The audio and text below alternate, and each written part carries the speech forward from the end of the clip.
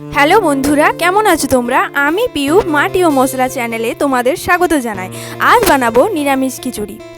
প্রথমেই কড়াইতে তেল দিয়ে দেব।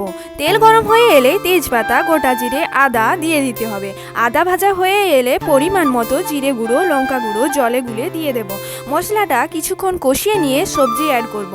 এখানে আমি বাঁধাকপি, আলু, কুমড়ো দিয়েছি।